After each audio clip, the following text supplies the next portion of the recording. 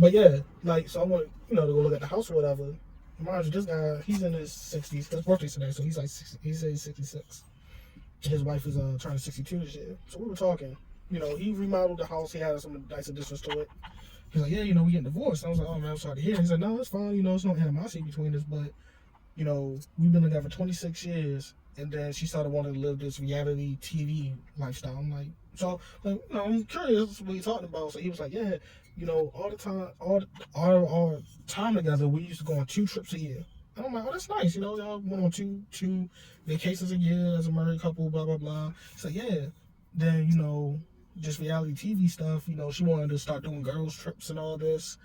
And it went from 2 trips a year to 4 trips a year. So we do 2 together, she do 2 by herself.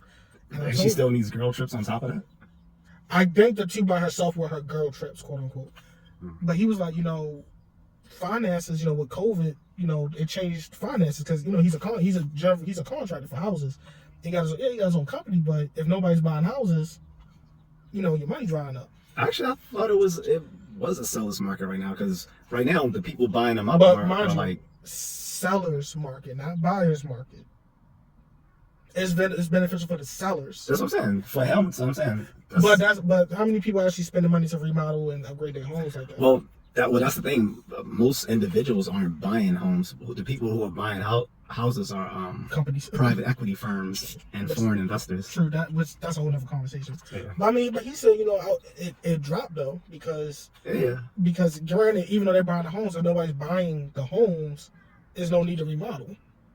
So, we were just talking, just having a regular conversation. Older black guy. He was like, we had a. I was funny because he was like, we didn't have an argument, we had a debate, and I just told him, look, if you're not happy here, go. Damn. And that's what he said. He told them, and then, they in the middle of their divorce, and he was like, look, like I said, we were just talking. He was like, I have a son who's 40, another one who's in his early or mid 30s, and his daughter's 32. So his kids are basically around my age, and he's just like, I got 3 grandkids. All of my kids are college graduates. I'm about to retire in 2 more years. I'm good. It sounds like my father, but just without the bullshit. Right. The reason it intrigued me though was because we always hear about how these conversations, how older women typically will divorce their husbands or whatever after 20, 30 years. And think they're gonna go back out in the dating world and have fun, like the chick from Sister. At least she's attractive. This bitch is in her 60s. Like, girls trips, nobody wants her. But it was just amazing to me to hear that in person, like outside of like celebrities and all that. Like outside of like online stuff. Yeah, you hear about stuff like this online, but to have a conversation with somebody that's going through it is different. And like I said, he was, he did give me games like, look, if I were you, I'll buy this house. And if you decide to get married, y'all buy the next house together. You don't buy it outright by yourself. You make her help. If your father didn't tell you that, I'm gonna tell you that. Those are his words. And I'm like, hey, he was right, but just to see it in real life, it's like, for what? What was the point of divorcing now? So you can tell he's gonna be okay either way, because he's not like he got. Yeah, he got his own business. He's a contractor. He got some guy. He was trying to get me to buy the houses. He's like, look, if you buy this house this week, I'll paint the whole house whatever color you want, and it'll be ready for you to move in by Friday. Like he doing his shit.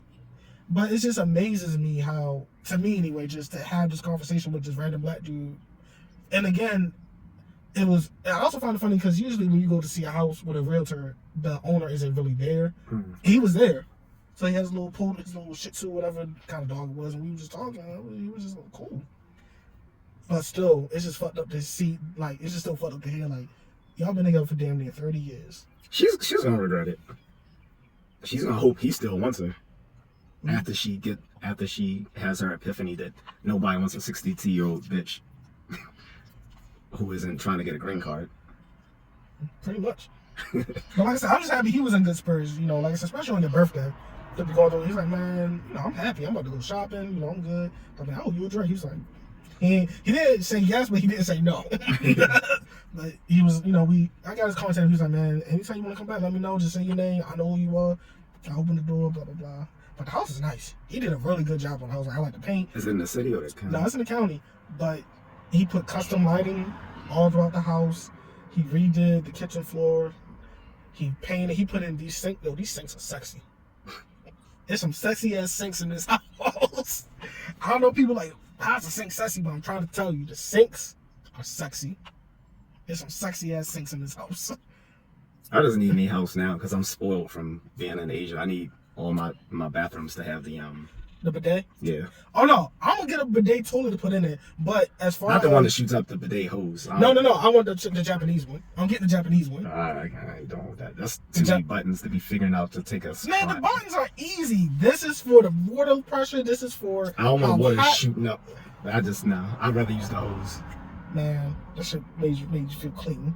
I like the one Japan. That shit made a look.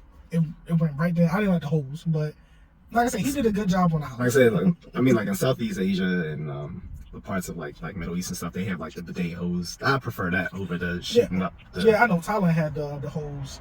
Oh, except in Bali, if you guys go to Bali, be careful. But the bidet hose, that shit has some pressure on it. Like you might wash out your whole rectum. No Diddy. But no, I ain't done with Diddy. But it was just, I was happy for him because he was in good spirits, but it's also sad to hear like. Yeah, after 26 years, like I said, more than likely she's gonna have her she's gonna, I don't know, probably like freak out for a year and then be like, yeah, this ain't where it is. Don't want to come back. Because obviously he's not mistreating her if she was there for 26 years and she wants to have girls' night. Like, no one wants a 62-year-old bitch. Like, yeah. I mean, except like I said, some little poor African that you might see on 90 Day Fiance. Yeah, I said it. I'll take the heat for it. I don't care. But yeah, some poor ass African or Jamaican that they find over there. And half the time they don't even want to come here. Because they still think they're gonna do what was that? Waiting to exhale bullshit. Yeah. Terry McMillan got y'all fucked up. Is that no? And even and you know what happened to them in real life. Found out the guy was gay and took the money and but that's usually what happens. They'll let you pay for stuff and send money back to their family.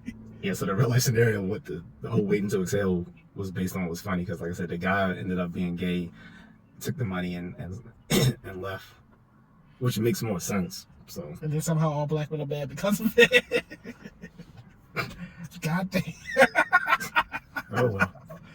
Like I said though, the house was nice, man. If I ever need contractor work done on the house, I'm gonna call him. Like I'm gonna make sure he gets the business. No Diddy. Right. Speaking of No Diddy, just for us, okay. Yeah, that's funny that Mace, because you know he has a podcast with Cameron.